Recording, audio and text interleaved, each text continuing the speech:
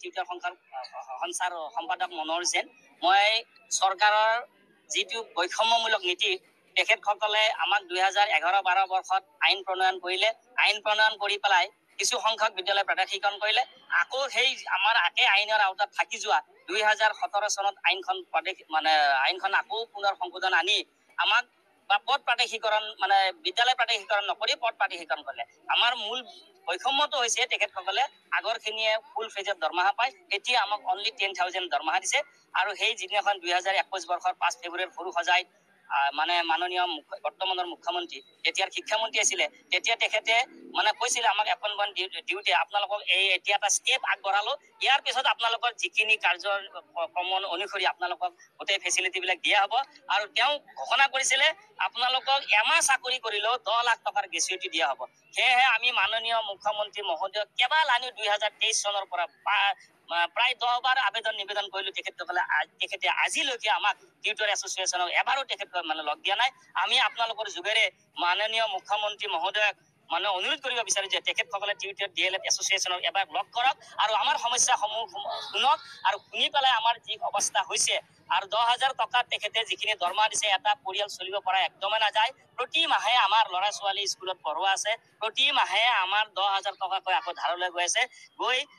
আপোনাক কৈ 2026ত মই ৰিটায়াৰ হ'ম। 2026ৰ পিছত মোৰ কোনো পেঞ্চন নাই, কোনো NPS নাই, যিখিনি গ্ৰেচুইটি নাই, যিখিনি দৰমহা পালো সেইখিনিতে শেষ হ'ল। তাৰ পিছত ছুইচাইডৰ বাদে বিকল্প ব্যৱস্থা একেবাৰে নাই। আজি আমি ইয়াত দিছপুৰৰ চচলত এটা অৱস্থান ধৰ্মঘট এইকাৰণে কৰিছো, বিগত সময়ছোৱাত অসম চৰকাৰে 2021 5 ফেব্ৰুৱাৰীত আমাক টিউটৰ নাম লৈ আমাক সৰু সজাইত এপইণ্টমেণ্ট দিলে।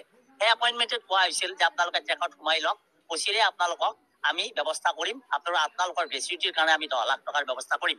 কিন্তু অসম চৰকাৰে বিগত সময়ছোৱাত আমাক বিভিন্ন ধৰণে NCET আইনত বান্ধি নেশ্যনেল কাউন্সিল ফৰ টিচাৰ এডুকেশ্যনত এটা আইন আনি পেলাই 2017 ৰিঅৰ্গেনাইজেশ্যন এমেণ্ডমেণ্ট বিল এখন আনিলে, যিখন বিলৰ আওতাত এই শিক্ষকজন তেওঁ DLED হোল্ডাৰ হ'ব লাগিব, তেওঁ টেট পাছ কৰা হ'ব লাগিব, তেওঁ গ্ৰেজুৱেশ্যন হ'ব লাগিব, তেনেকৈ হায়াৰ ছেকেণ্ডেৰী 50% পাব লাগিব।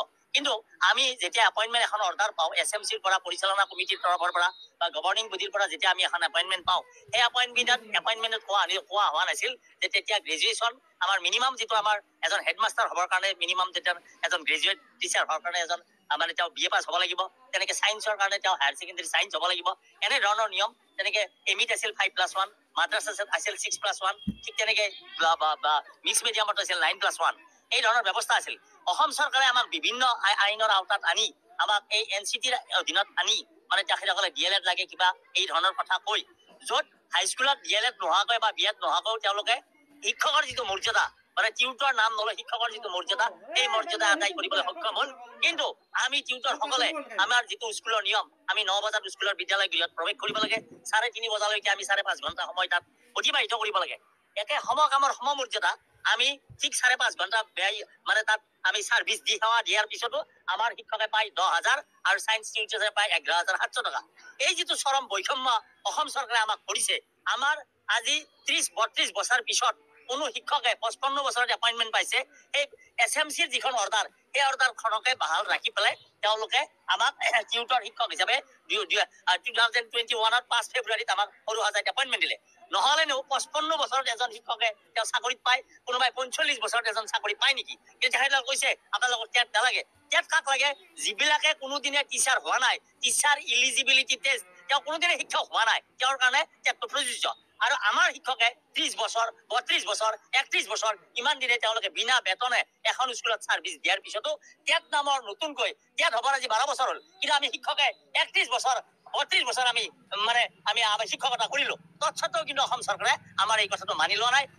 মাজে মাজে যেতিয়া আমি আন্দোলন সংগ্ৰাম কৰো, যে আপোনালোকৰ ব্যৱস্থা লোৱা হ'ব, আপোনালোকৰ দৰমহাটো এনহেঞ্চ কৰা হ'ব, আপোনালোকৰ 20-22 হাজাৰ কৰা হ'ব, ইত্যাদি ইত্যাদি বিভিন্ন ধৰণে আমাক টুপি পিন্ধাই খেদি দিয়ে। আৰু আমাৰ শিক্ষামন্ত্ৰীৰ যিটো হোৱা বক্তব্য, তেখেতে বাজে আমাক মাতে যে আপোনালোকে আহক, আন্দোলন সংগ্ৰাম নকৰিব, আপোনালোকক কি কৰি দিব লাগে আমি কৰি দিম। আমি দিছপুৰত তেখেতৰ অফিচত যাওঁ, কাৰ্যালয়ত যাওঁ, তেখেতে কয় আপোনালোকৰ এইখিনি ব্যৱস্থা কৰাৰ কাৰণে মই ডিৰেক্টৰ মহোদয়লৈ লিখিছো, মই জইণ্ট ডাইৰেক্টৰলৈ লিখিছো, কিন্তু কাৰ্যত সেইবিলাক ধোঁৱা চামত পৰিণত হৈছে। এই যিটো চৰম অন্যায়, এই অন্যায়ৰ বিৰুদ্ধে আজি 2 অক্টোবৰ জাতিৰ পিতা অহিংসাৰ পূজাৰী, সত্যৰ অন্বেষণ, সত্যৰ পূজাৰী, এখেতক সাৰোগত কৰি তেখেতৰ প্ৰতীক ছবিত তেখেতক মাল্য অৰ্পণ কৰি এই 2 অক্টোবৰত যাতে আমি আমাৰ ন্যায্যতা, এই যাতে আমাৰ ডিছক্ৰিমিনেশ্যন যিটো বৈষম্যতা দূৰ কৰি আমাক টিউটৰৰ পৰা শিক্ষকৰ মৰ্যাদা যাতে প্ৰদান কৰে আৰু যিটো 10 লাখ টকাৰ আমাৰ গ্ৰেচুইটি, এই পইচাটো আমাক যাতে অসম চৰকাৰে দিয়ে, তাৰ প্ৰতিবাদত আমি আজি চচফলত আমি অৱস্থান কৰিছো। আশা ৰাখিছো অসম চৰকাৰে আমাৰ এই বৈষম্যতা দূৰ কৰি আমাক অচিৰেই আমাক শিক্ষকৰ মৰ্যাদা দিব বুলি